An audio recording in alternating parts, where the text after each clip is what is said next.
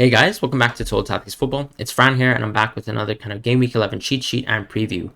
This week, when we actually start with the defenders, I actually think there's been some movement in terms of the true budget defenders. I think now that Livermento and Ben White and Duffy have actually moved back into a very kind of decent price range of 4.4 plus. I think the only kind of true option at 3.9, if you're actually looking for basically true budget options, is going to be Omobami Dele. I think he had a fantastic performance versus Rafinha on the weekend. Yes, he kind of got rinsed by Rafinha's wonderful solo goal, but who didn't? And over the course of the game, I actually thought he put out a very solid defensive performance, and that's actually what allowed him to get the 3 full bonus points versus Rafinha, right? It wasn't just for the fact that he scored the goal. In fact, he was actually behind Rafinha at that point in time. It was more the fact that he actually made a lot of good defensive recoveries and kind of interceptions as well that kind of made him rise to get the full 3 points. So I think he makes a lot of sense as that kind of full kind of last resort option in your team. In terms of the kind of 4.5 plus players, I think Pinnock and Janssen have to fall, because I think we did see a massive collapse from Brentford last weekend, and it was very unexpected. I think probably the worst half, of Brentford this entire season, and arguably one of the worst halves of any team this season, right? With the exception to maybe either half of Chelsea versus Norwich. And in my opinion, yeah, I think Burnley really showed up. I think that the kind of variety that Burnley have in terms of the ability to actually score now, especially with Cornet being such an interesting option, a very dynamic option that kind of changes their game style and opens up kind of avenues for them, has really made us basically show that Brentford clearly have some defensive frailties, and they clearly don't deserve to probably be standout kind of best options, especially when you're looking at just centre backs who are kind of here to score maybe aerial goals or bag multitudes of clean sheets, in a row.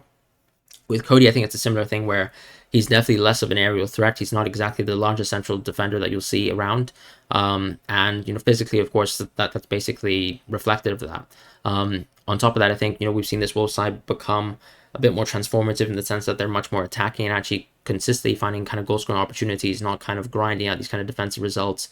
And, they have kind of let clean sheets slip, have let leads slip, have also come back as well, from being behind the season. So I think there's clearly an avenue to say that it just doesn't make that much sense to actually hold on to an asset like Cody, especially when they probably haven't got as much clean sheets as we expected they would.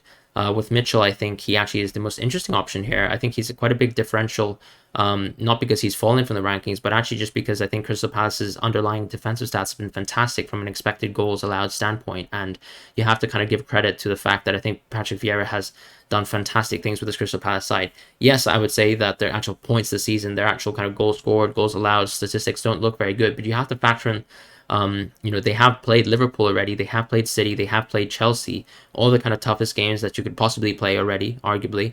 And I think there is scope to say, for example, when we look at last season as well, where Mitchell was an interesting option, when Crystal Palace are a defensive side, I think it sometimes it's quite nice to actually hop onto one of their defenders, especially one who actually does contribute quite a little bit in terms of attacking kind of forays. So for me, Mitchell is someone to kind of look at in the future and maybe consider, especially on a second half of the season wildcard.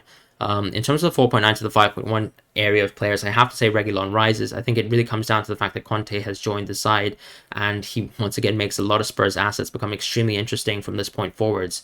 I think right now this week I wouldn't get Reguilon on my side. I'd have to kind of wait and see and take that kind of approach and maybe assess, tactically, what does Conte want to do with his team. In the past, for example, with Hakimi, we saw that Inter attacked very much through the right last season. He kind of has, for example, asymmetric fullbacks, right? Even though he does play with the kind of double fullbacks and the 3 at the back structure, and kind of maybe plays a difference between, let's say, a 3-4-3 or 3-5-2. So in my opinion, I think it's a little bit of a wait and see thing, see who actually contributes more to the attack and who maybe has more of a license to attack, whether it's Reguilon, whether it's Emerson, and then maybe making a pick on an educated basis from that. In terms of Matip, I have to say that he falls. The fact that I think he's a little bit more injury prone, or someone at least that Klopp wants to protect and rest a little bit more, clearly shows that it doesn't make much sense to actually hold on to a player like that. For example, Christensen isn't that interesting, but I think we maybe expect slightly more clean sheets, arguably, from Chelsea. Even if you kind of dismiss that and you think Liverpool's fantastic defense, I think just holding a centre back that probably doesn't get a lot of bonus points and probably isn't going to actually play that often isn't very interesting. So Matip definitely has to fall for me. With John Stones, I think he rises for the exact same reason that Laporte falls. You know, Laporte, of course, got a red card. And maybe this is once again the stage in the season where John Stones finds himself becoming that kind of starting centre-back alongside Diaz again. You know, we saw a fantastic partnership from them last season. I don't see why Pep, you know, might find that he probably favors John Stones again, but we'll see what exactly happens when maybe Laporte kind of finishes his suspension. But John Stones has actually dropped into a very considerably nice price at 5.3 and probably is a solid option from that kind of point of view. With Azpilicueta and Diaz, I have to say they both fall for slightly different reasons, right? Azpilicueta, I think, has shown to be slightly less nailed than we expect to be. I think it's part of the fact that, for example, clearly it's injury related, but also the fact that Reece James is in fantastic goal scoring form. And from an offensive output standpoint, you know, Chelsea very much relies on their kind of right wing backs, and I think Azpilicueta is much more favored for the crossing. But when Lukaku and Werner are arguably out, there's not many people to cross to, with exception to Havertz. And I think probably he wants a kind of right wing back who maybe attacks a little bit more in open play, and that in my opinion is going to be Reece James. And if, let's say, if you have Azpilicueta just playing right centre back, it's less interesting to have an option at that high of a price, in my opinion, to hold in your team, especially when Rudiger does the exact same thing for cheaper. With Diaz, I think it's more a case of the fact that the Man City kind of double up has not been as tempting as it really looked initially, you know, 2 to 3 game weeks ago. And I think a lot of people have made the kind of decision to kind of move away from Diaz and made the decision to kind of stay with Cancelo and keep only one of those City defenders. And I think that's pretty much where we kind of stand at this moment in time. But before I actually go into midfielders, I'd love to shout out OneFootball. OneFootball is a fantastic football app that you can actually use as an Android or an iPhone user. The link is in the description below to download the app. It's basically a football app where you actually can kind of find all the news that you want in football and maybe tailor your interests, you know, all into one place. So for example, if you're interested in the Premier League, you can sort that into your favorites, make sure that your favorite team is actually there, and all the news and, for example, kind of relevant media around your team is going to be in one place. If you're not that interested in that, you just want to kind of follow leagues from a more casual basis, you can do that, you know, following the Champions League, any kind of top flight European league or any other league around the world, to be honest. And also, for example, international fixtures when those kind of fixtures roll around with World Cup qualifiers. Not only that, but you can actually make sure that you kind of stay in touch with press conferences, game week previews, and kind of actually also get some detailed stats as well and recaps of games if you actually missed out on games. You can also kind of follow live updates of games as well. I've been actually doing that pretty much week to week, especially when I'm missing certain games, maybe doing something outside. You know, fantastic app to have. Check it out in the link below. When I go back to the midfielders, though, I have to say that there has been a fantastic little change in terms of how the options have opened up in the midfield. I would have to say that, for example, Smith Rowe and Mbeumo still look like interesting picks. And Mbeumo makes sense, I think, if you're not already doubled up on Brentford, right? Like, I think Brentford have arguably shown us a little bit less in terms of how much we want them, even though the fixtures are nice. And I don't think it makes that much sense to just force your transfers to attack Norwich. I think you have to also look at some of the assets, like, for example, Smith Rowe, who's been very, very consistent so far, and Gallagher, really, who on a points per match basis has been fantastic in midfielders and arguably is still underrated, right? I think Gallagher also kind of leads in terms of stat categories like shots traded per 90. And, you know, that kind of category is so interesting because that was the same kind of category that I was looking at, for example, to see as a basis for Grealish to be a fantastic asset last season. And I think the fact that Gallagher sits, you know, there in the kind of top 10 players, especially when his team isn't actually creating that many attacks on an expected goal basis, means that he clearly is very talismanic to his team and is part and parcel to the process of them actually scoring goals and winning games. With Kovacic, I think he has to fall just simply due to the fact that, you know, the medical issues. I'm not exactly sure what the timeline is in terms of his injury. I think several weeks was what Tuchel said, but you know, he was always going to be a differential from the first place, someone who was actually slightly cheaper than most midfielders, but clearly has had a lot of attacking output this season. And I think Chelsea's always that kind of weird team where, I mean, we don't really see any other team in the world that is so reliant in terms of goals from their fullbacks or even from their midfielders. So that for me is the interesting thing, but obviously that option is pretty much closed up for now. In terms of the 5.9 to 6.7 range, I actually think there could be a slight change of the guard in the near future. I think Rafinha, for example, still holds that option as the best option for me, just because he still passes the eye test fantastically. Yes, he's sometimes a little bit more error prone, and sometimes he's trying to force plays a little bit too hard, but I think he does find the need to actually carry this lead side, and he really has, right? You can look at that goal last week and pretty much say that he is a fantastic asset to own. He really is a key part of that kind of Leeds attack, and they're really reliant on him in terms of creating plays and actually making sure that he actually creates from the kind of right wing position. I think that, for example, if Leeds continue to show and continue to perform at a very poor basis, it makes a lot of sense to move away from him out of the Leicester game and then go straight into someone like Cornet, right? Cornet is someone who, for me, has been extremely explosive for Burnley, has completely opened up their avenue of play in terms of how they actually dynamically attack teams. You know, Burnley are usually quite a slow, I think, kind of old kind of counter-attacking side that probably individually struggle, right, versus some of the bigger teams where I think you kind of get blown by individual players and kind of individual attacking players that you can't really stop, arguably. Whereas, you know, Cornet has been that kind of dynamic threat where he can capitalize on these kind of through balls extremely quickly. He's a rapid player that is so much more different to, for example, the profile and the frame of Chris Wood. And also something like Vidra, and for that reason I think he makes a lot of sense. He's done extremely well. His kind of expected numbers are fantastic. Yes, he's played much less minutes than other people, and he maybe has a minutes kind of restriction, right, because Burnley want to keep him as fresh as possible. But I think when he's been playing, when he's on the pitch, he's been fantastic, and I can't deny the fact that he looks extremely tempting as an asset, especially in the week after Chelsea. And not only that, but we can also use that Chelsea game as once again a basis to see whether Burnley are actually the real deal, right? I thought Burnley had a fantastic performance versus Man City, and arguably maybe Man City have been the most elite attacking side this season. They've actually kind of been beaten so far by Liverpool in terms of expected goals, which actually hasn't happened, I think, for the last few years, and that's interesting, okay? Of course, I'm not saying Man City are a bad side. Of course, they're a top 2, top 3 attack for sure.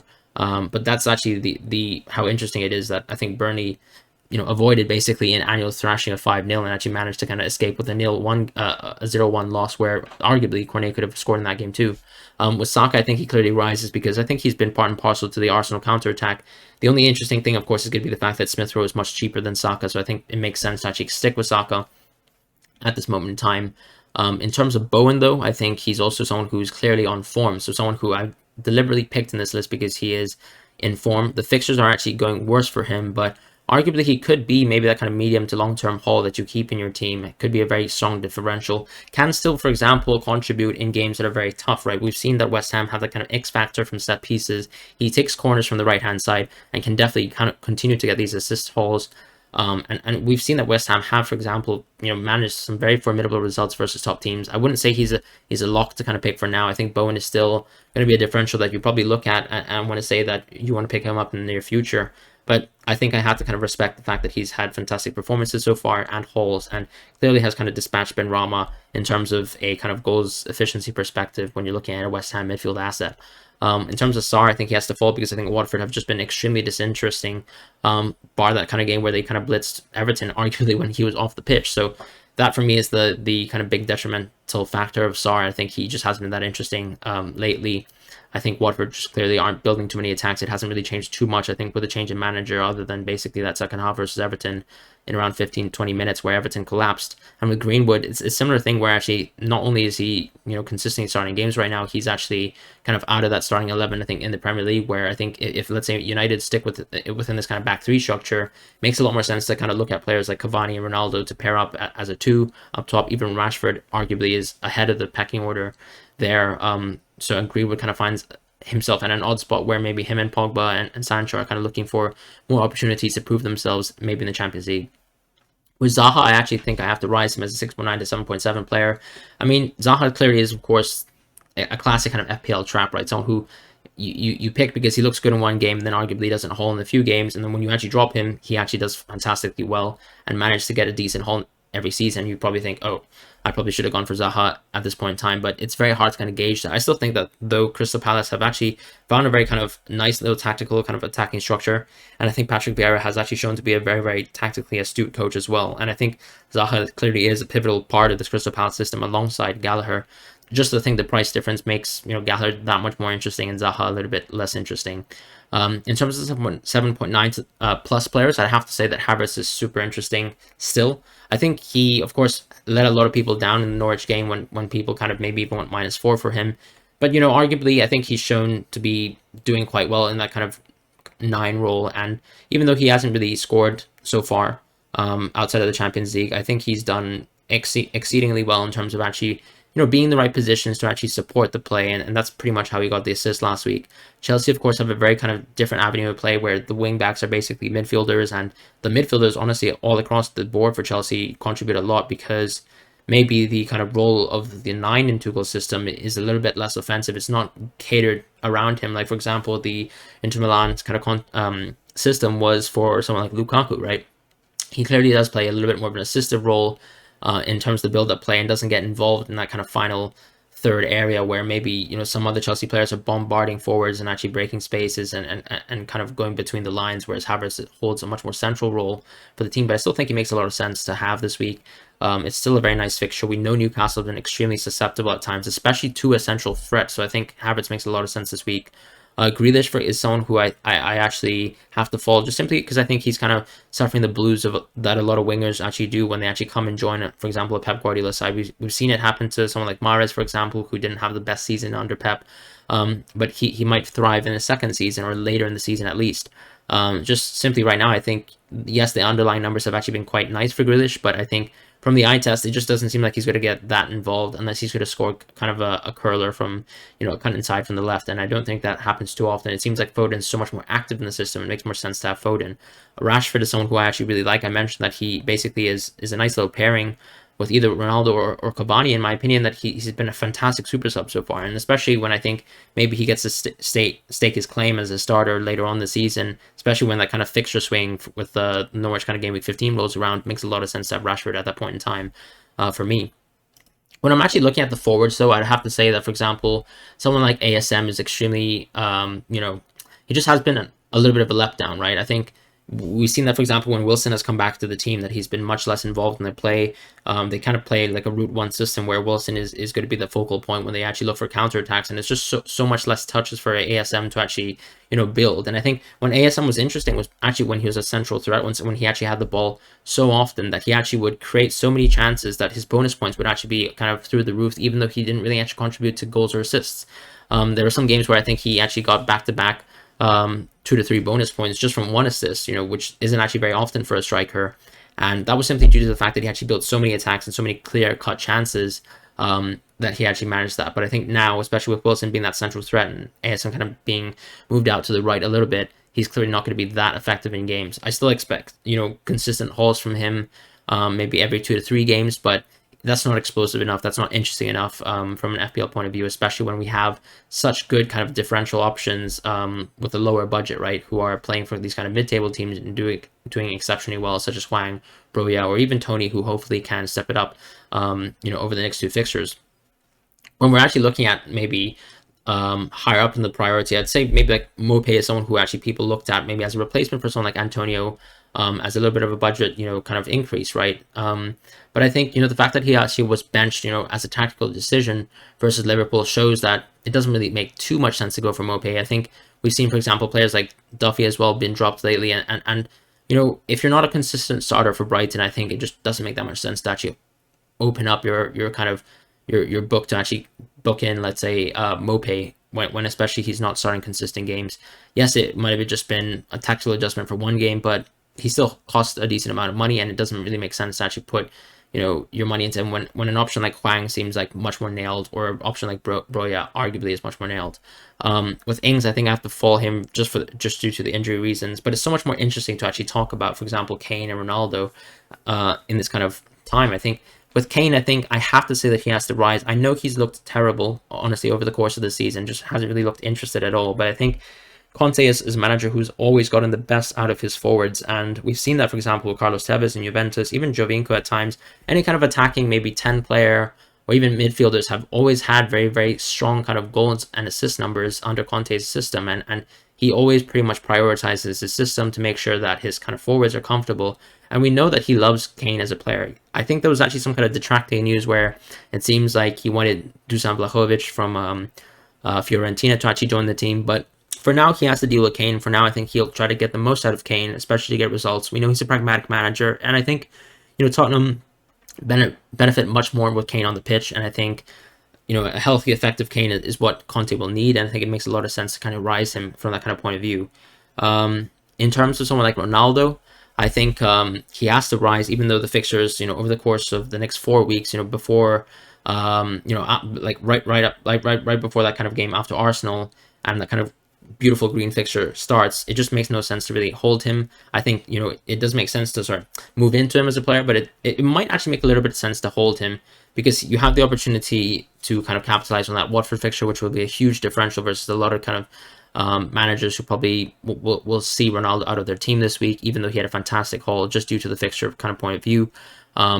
The thing is as well, I think with the Champions League, what we've seen is that Ronaldo has been pretty much been able to score from, you know, nil chances basically, and his ability to do that is tremendous, of course, if you decide to hold him. I have to rise just out of respect for what he's pretty much done this season on a European level, and also maybe arguably a little bit less so in the domestic level. But I think last week's performance and the fact that maybe Ole has maybe changed his structure to maybe adapt for Ronaldo a little bit, play a little bit more of a kind of central formation where there's a little bit more midfield kind of compactness that really benefits. I think, you know, having Ronaldo not kind of pressing all over the pitch and kind of letting them be exposed from the wingers. But I still really like Ronaldo as an asset. I can't, you know, deny the fact that he's been fantastic. With the goalkeepers, I have to say that there hasn't really been much change there. I think Ramsdale has to rise. And we've seen, for example, I think with Raya being injured as well, that Ramsdale makes a lot of sense as pretty much that kind of best keeper.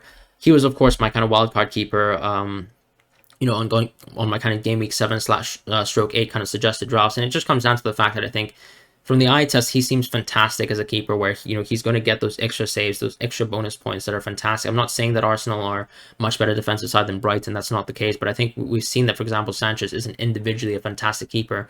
He's extremely composed on the ball. Very, very nice to play with, you know, out the back. But so is Ramsdale, arguably. You know, we've seen fantastic distribution from him, but that's not going to do anything for an FPL asset, right? You know, we're looking at saves, we're looking at clean sheets, and arguably Ramsdale is going to do that a little bit more just to get you there. And I think not only that, we saw, for example, Martinez last season didn't bag that many clean sheets, but, you know, Matt got fantastic assists from saves, from penalty saves as well. And that's, for me, what Ramsdale is going to provide for you over the course of the season. You know, I think, yes, they've been unlucky with dropping some of the clean sheets so far, but I think over the course of the season, he'll be a fantastic set and forget keeper. With Guaita, I think it goes back to those kind of, like, looking at those kind of underlying stats of Crystal Palace and saying that he's a very interesting differential, especially, let's say, if you don't have money for Ramsdale for some odd reason. But I think, yeah, Guaita makes probably sense as just a differential, just something to kind of think about at this moment in time, because simply put, Crystal Palace's defensive numbers have been fantastic, even versus some of the top teams in the league. But that's it for this week, guys. Thank you so much for watching the video. I'll see you guys very soon, and I hope you guys have a wonderful week ahead.